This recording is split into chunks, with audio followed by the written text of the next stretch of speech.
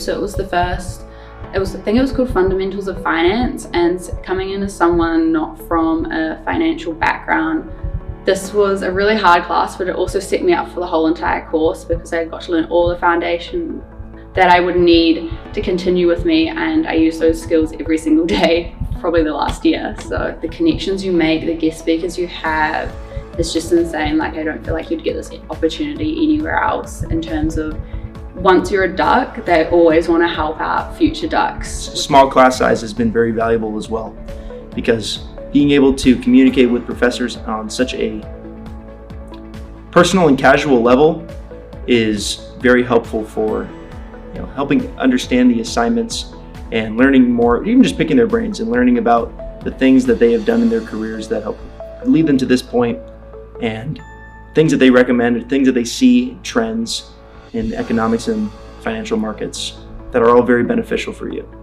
My advice to those who want to do the University of Oregon Masters in Finance program is to give it a shot. Even if you're not finance, we have a lot of people in our cohort who weren't finance, who had never heard of an NPV or never done any of the analysis that we end up doing in the program, and they're thriving.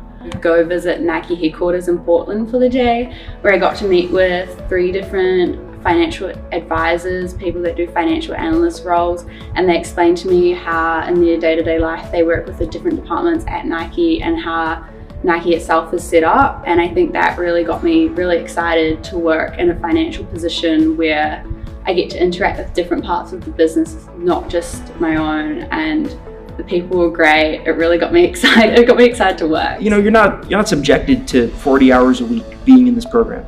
However, if you were to put in 40 hours a week, it would show. And I think what you put in is what you're going to get out. So people who prepare really impressive reports just as their homework assignments, stuff that you would put on your LinkedIn because you would want an employer to see, you can do that. And that's very valuable.